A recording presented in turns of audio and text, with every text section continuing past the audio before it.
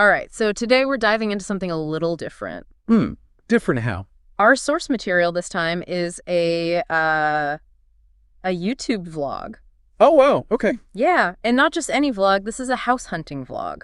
Ooh, house hunting, huh? We're following Cintikart. Cintikart. Yeah, Cintikart. She's a mom in Belgium, and she is trying to find a new house for her big family. Big family. Yeah, and let me tell you, she has got her work cut out for her. I bet. Tight budgets, a house full of kids with opinions. Mm-hmm. You know, the universal dread of making a good first impression. Oh, yeah.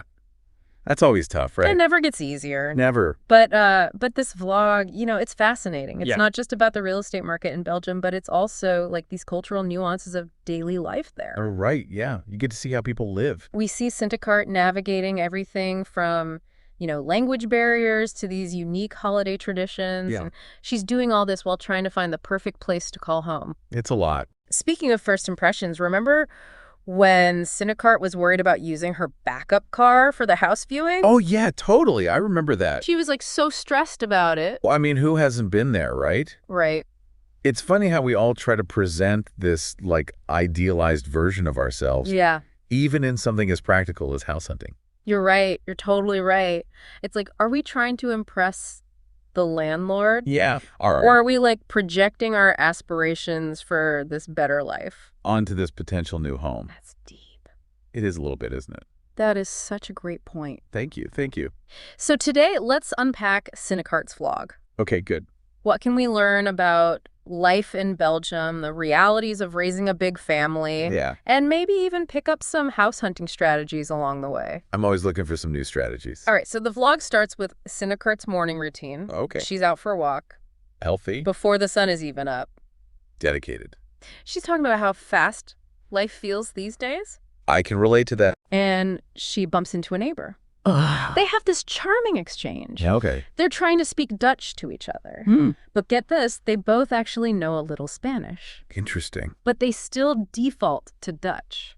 So why do you think they do that? I think it really highlights the multilingual nature of Belgian society. Yeah. It's not just that people speak multiple languages. Right. It's that language itself becomes a way of connecting. Even if it's a bit clumsy sometimes. Like choosing a shared language becomes this gesture of community. Yeah, I like that. Yeah. It's a good way to put it. So back at home, Cinikart's got laundry going. Okay. She's filming her daily chat for her vlog. Mm-hmm. And there's just this constant background hum of chores and family life. It's so relatable. It really is, right? For anyone who's ever felt like they're constantly juggling a million things at once. Yeah, always busy, never a dull moment. But then there was this one detail that really caught my eye. Oh, tell me. The auto caravans parked right outside her house. Yeah. Yeah, what we might call RVs. Right, RVs, This is exactly. apparently a common sight in her neighborhood. Interesting. Yeah, it definitely paints a picture of a different lifestyle, right? Right, a kind of European sensibility. We might not be so familiar with here. Exactly. Speaking of cultural differences, Oh, yeah. did you notice how Halloween decorations are already down? Mm-hmm. But Christmas isn't quite up yet. That's because of Sinterklaas. Sinterklaas. Yeah, it's a traditional Belgian holiday Okay. celebrated in early December. Interesting. It's kind of like a pre-Christmas celebration Okay. with gift-giving Yeah. and lots of sweets. Sounds fun. Deeply rooted in Belgian folklore and history. I love that.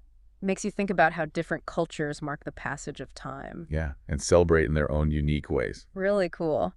All right, so brace yourself, Okay, why? because we're about to meet Cintikart's What? extensive collection of pets. Okay, how extensive are we talking? We've got chickens, doves, a fancy Japanese bantam hen, Wow. rabbits, and Yes. even turtles. Oh my goodness, that's a lot. It's a lot. A lot of pets. And it made me chuckle when she was trying to freshen up the turtle enclosure with hay. Okay. And her partner wasn't too keen on the mess potential. Oh, I see. You know, it's a glimpse into that universal dance of partnership. Yeah. Trying to find that balance between personal preferences Yes. and keeping the peace. It's a dance we all do. We do. And just when we're settling into the rhythm of Cinikart's daily life, Mm-hmm. the house hunt kicks into high gear. Okay. She's getting ready for a viewing. Oh, here we go. And you can practically feel the nerves buzzing through the screen. Yeah, I felt that too watching it. It was like, oh, You get invested. You get invested. There's that anxiety about making a good first impression. Right. Which is amplified by the fact that they have to take their backup car to the viewing. Oh, right. Yeah, I remember that. Just a relatable dilemma. Who hasn't tried to present the best version of themselves? Right. Even when it comes to something as simple as transportation. Exactly, but it also makes me wonder, does that pressure to impress ever backfire? That's a good question. Maybe. And then there's the internal debate Cintikart has about revealing her large family size to the landlord. Ooh, yeah, that's a big one. It is. Honesty versus strategy. Classic dilemma. Yeah, with potential consequences, either way. On both sides. Yeah, it speaks to those complexities of ethical decision-making, doesn't it? It does. Trying to balance personal gain with being upfront and transparent. Tough choices. And finally, yeah, the moment we've all been waiting for the house tour.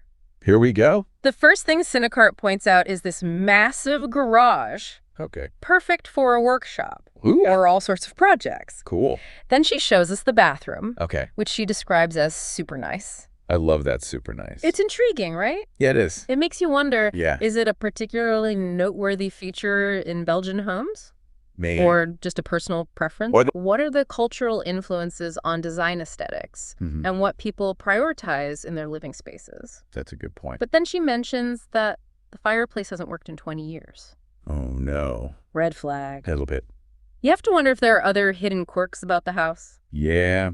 Probably some surprises lurking somewhere. Right as the tour wraps up, you can see the wheels turning in Cintikart's head. Oh, yeah. I can see that. She loves the space, but she's worried about the location. Okay. It's a bit far from public transportation. Not good. And she notices a lot of other houses in the village are for sale. Oh. Which definitely raises a red flag. Yeah, why is everyone selling? What's going on in this village? Right, there must be a reason. Why are so many people selling? That's what I want to know. Right, it's like a silent narrative unfolding Yeah. in the background, prompting us to read between the lines. Exactly. And here's where Cintikart pulls out a classic house hunting tactic. Oh, what's she gonna do? She pretends to have another house viewing scheduled. Oh, really? Even though it's actually just a storage unit. Clever. I know, right? So smart. It's a strategic move to avoid seeming desperate. Right. But it also highlights that subtle gamesmanship that often comes into play during negotiations. What do you think? Are these tactics universal?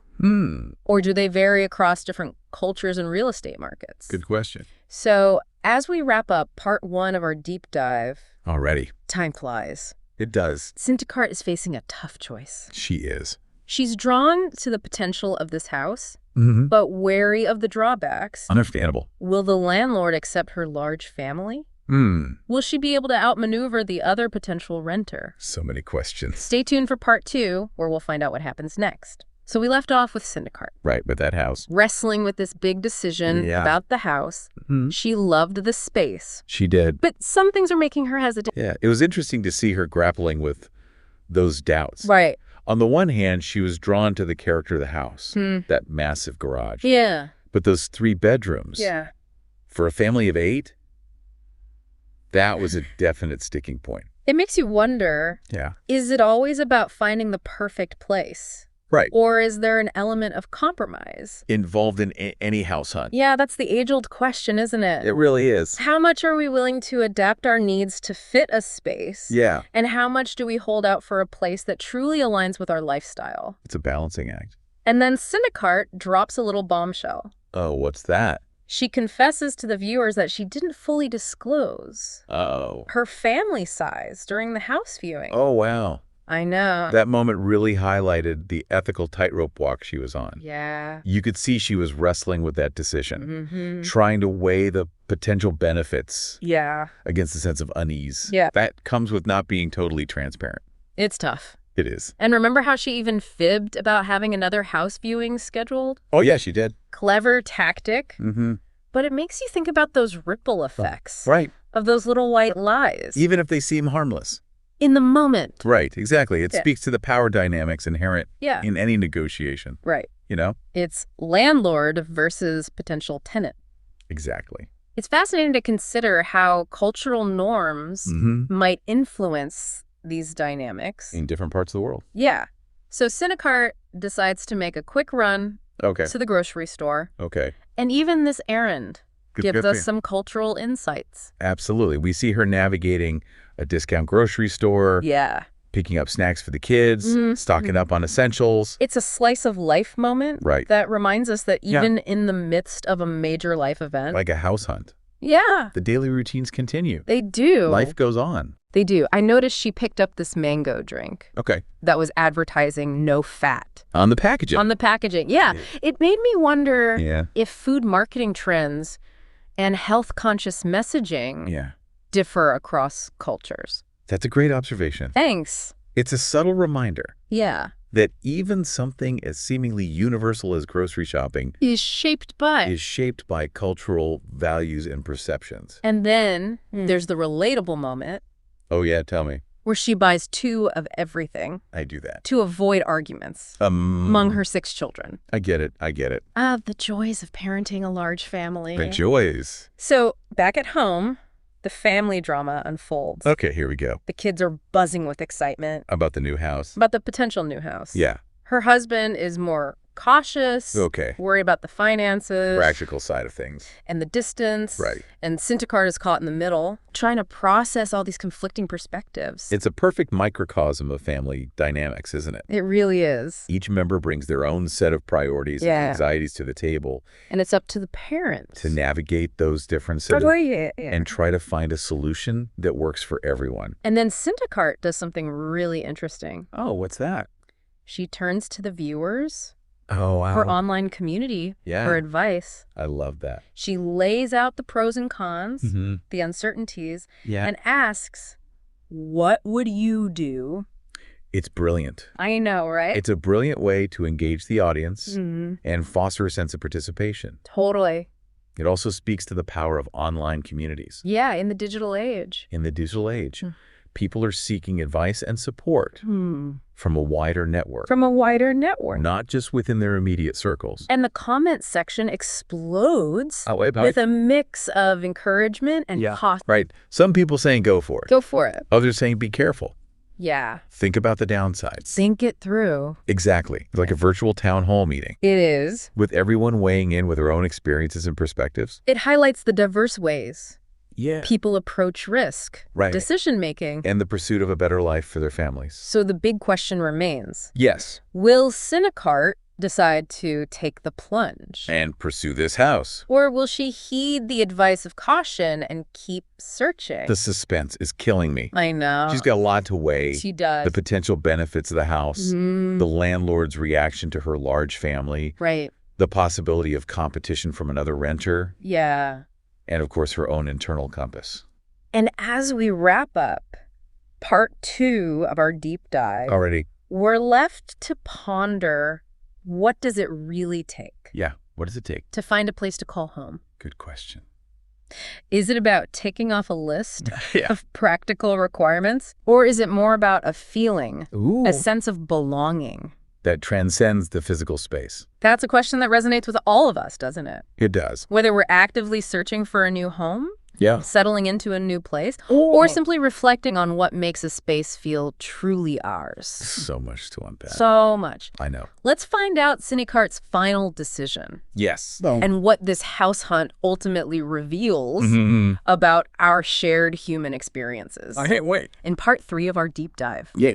All right, so last time we were talking about how Cintikart had this other house to check out. Right. Well, it turns out... What was it? It wasn't a house at all. It was a storage unit. Oh, a storage unit. I know. Interesting. It seemed like a clever tactic to figure out, their storage needs for the family. Right. But I think it also kind of showed this resourcefulness. Oh, yeah. That comes with managing a large family. You got to be resourceful. You do. And you've got a lot of people to take care of. She's constantly thinking ahead. Right. Planning for different scenarios. Making the most of every opportunity. Yeah, like a master of logistics. That, always juggling. Yeah. Multiple priorities. Right. Finding creative solutions. And after seeing that storage unit, she seems even more convinced that they need a bigger space. Right. Their current house just wasn't working for them anymore. Not at all. It's that moment so many of us face. Yeah. At different points in our lives, right? It is. At that moment you realize your current situation isn't working. Yeah. Someone's got to change. Daunting. It can be daunting. But also liberating. Yes, definitely. Okay, so the moment we've all been waiting for. The decision? Cintikart has made a decision. Tell me. She's gonna go for it. Wow. She's gonna try to make that house work. Bold move. It is. Until entering the challenges. But you can hear that excitement in her voice. Oh, yeah. That determination. Embracing the unknown, trusting that things will fall into place. And she's already strategizing. Good for her. She's planning to call the landlord, Okay. explain her situation, and really make a case for why her family would be the perfect fit. I like that proactive approach. Me too. Instead of letting fear hold her back, Right. she's taking control. She's advocating for what she believes in. Creating her own opportunities. Stepping outside that comfort zone. Taking a chance. But she's realistic. I'll go. She admits she's nervous, Right. excited, a little bit of fear. Oh, yeah, I bet. It's so relatable. It is. It's that mix of emotion. When you're making a big life decision. Exactly. And I think that's what makes Cintikart What makes her so relatable. Yeah. She's willing to share that Yeah. her authentic experience with the world. with her viewers. Yeah. It reminds us that we're not alone. In those moments of uncertainty Yes. and self-doubt. So as our deep dive comes to a close, Okay. there's this lingering sense of hope. I love that. I do too. Cintikart's journey is a reminder that even amidst all the uncertainty, Yeah. the complexities of life, it's always there. There's always a possibility of finding a place where we belong. That's a beautiful thought. It is. A place where we truly belong. Whether it's a physical space Right. or within the connections That we forge. with the people around us. It's a powerful message. It is. That transcends borders and cultures. This house hunt wasn't just about finding a house. It was about finding a home. Yeah. And that's universal. It connects us all. It really does. And we want to thank you Yes. for joining us on this deep dive. Into the world of Cintikart. A mom, a YouTuber, and a house hunter who reminded us that the search for home Is a journey. full of surprises, Challenges. and ultimately, The hope of finding that place where we can truly be ourselves. that's it for this deep dive. We'll see you next time.